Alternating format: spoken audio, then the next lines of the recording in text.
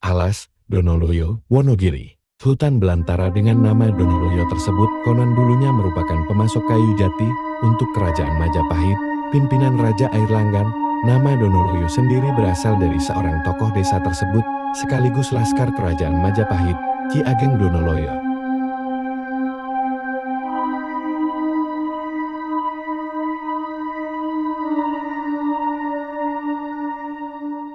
Dua, Trowulan. Lokasi pemerintahan kerajaan Majapahit terletak di daerah Trowulan, Kabupaten Mojokerto, Jawa Timur. Daerah ini merupakan bekas ibu kota kerajaan Majapahit pada masa pemerintahan Raja Hayam Wuruk. Trowulan dipilih sebagai lokasi pemerintahan karena letaknya yang strategis.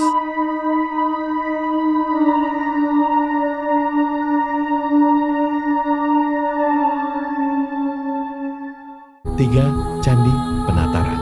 Jadi sejarah Candi Penataran dulunya ditemukan prasasti Palah Brangka di halaman Candi Penataran pada tahun 1119 Suka atau tahun 1197 Masehi. Prasasti yang dikeluarkan oleh Raja Srenga dari Kediri ini menyebutkan bahwa ketika Hayam Wuruk kirap keliling Jawa Timur, ia singgah di bangunan suci bernama Palah. Diperkirakan pada zaman dulu awal pembangunan komplek Candi Penataran menjadi tempat pemuja.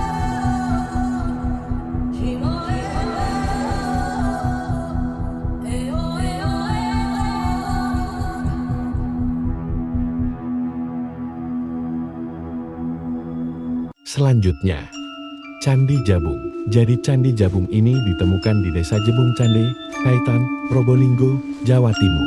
Menurut Kitab Negara Kertagama, bangunan ini disinggahi Hayam Wuruk pada tahun 1359 Masehi. Dalam Kitab Pararaton, candi ini disebut Sajabung atau tempat pemakaman Baragundal, seorang keluarga raja. Candi yang berhias motif sulur ini bercorak agama Buddha karena juga disebut sebagai Bajrajina Paramitapura.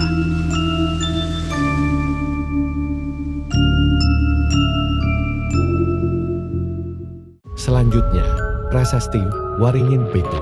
Jadi prasasti peninggalan sejarah Majapahit Waringin Pitu yang ditemukan di Kabupaten Mojokerto, Jawa Timur ini adalah prasasti yang bertuliskan angka tahun 1447 Masehi. Ini mencatatkan sistem administrasi pemerintahan Majapahit berikut dengan 14 keraton yang berada di bawah kekuasaannya, yakni di antara lain Beredahan, Beri Kahurinan, Beri Pajan, Beri Wengker, Beri Wirabumi, Beri Matahun, Beri Tumapen, Beri Jagaraga, Beri Tanjung Pura, Beri Kembanjenar, Beri Kabalan, Beri Singapura, Beri Keling, dan Kalinggapura. Selanjutnya, Candi Sukuh.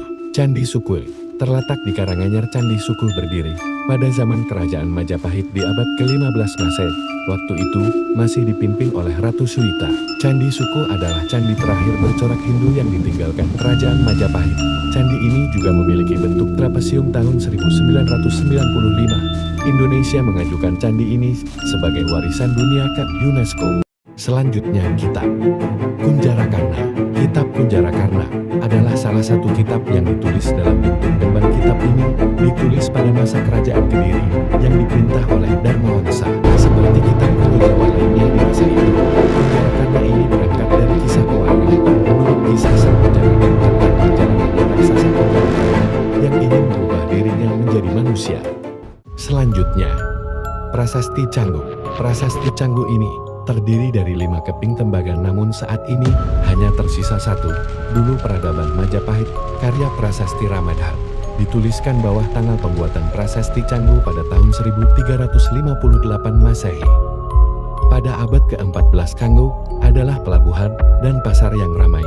Setiap kapal yang hendak singgah di Majapahit harus singgah di Pelabuhan Tuban, kemudian menuju Surabaya baru ke wilayah Majapahit. Isi Prasasti Canggu adalah menceritakan peraturan melintas atau penyebaran di wilayah Sungai Bengawan Solo dan Sungai Berantas. Selanjutnya, Prasasti Sukamarta. Ada beberapa prasasti Sukamarta, namun yang pertama dijelaskan bahwa prasasti ini mengisahkan tentang Raden Wijaya yang menikahi 4 putri Kertanegara. Kemudian ada juga yang berisi penganugerahan kepada petinggi desa Sukamarta yang membantu pelarian Raden Wijaya ke daerah Sumenep. Dalam Prasasti Sukamarta juga disebutkan bahwa Raden Wijaya menyeberangi lautan menuju Madura dengan dibantu oleh petinggi desa Sukamarta.